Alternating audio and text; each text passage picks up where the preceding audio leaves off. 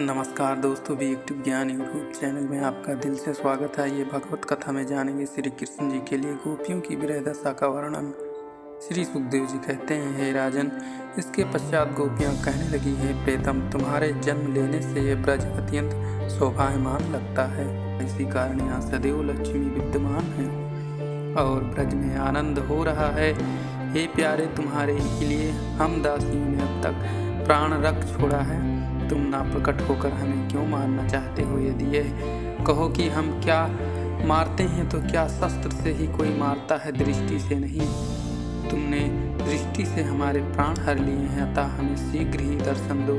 हमारे नेत्र तुम्हारे रूप में ऐसे बंध गए हैं कि छुड़ाने से भी नहीं छूटते।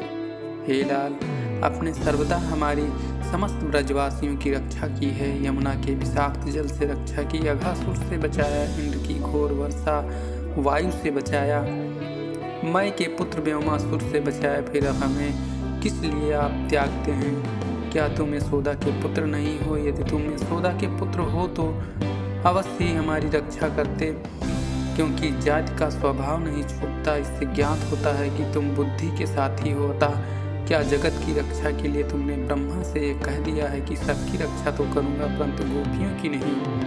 किंतु ब्रह्मा तो ब्राह्मण है, ये यदकुल श्रेष्ठ। अब तुम शीघ्र ही अपने हस्त कमल हमारे मस्तक पर रखो।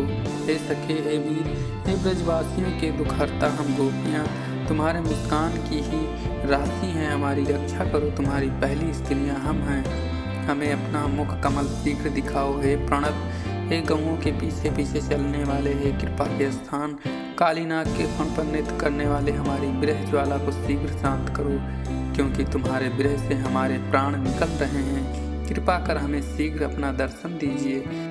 हे श्याम, तुम्हारी मंद मुस्कान सहित तुम्हारे मुख और चितवन को देखकर तथा लक्ष्मी के वास स्थान तुम्हारे वक्षस्थल को देखकर हमको बड़ी चाहना है। हमारा मन तुम पर बड़ी ही मुग्ध है। हे मनमोहन प्यारे, तुम्हारे बिना हम गोपियाँ वन सहित ये सारे पशु पक्षी महाव्याकुल हो रहे हैं। यदि आप प्रकट हो जावें तो सबके दुख दूर हो जावें। हे विश्व के मंगल करता, आपके दर्शन के बिना हम सब व्याकुल हैं। अतः आप प्रकट होकर अपने भक्त जनों के मन की व्यथा को दूर कीजिए। हे कृष्ण, इसमें कृपणता न कीजिए। नहीं ज्ञात कि आपने क्यों ऐसी निष्ठुरता धारण कर ली है।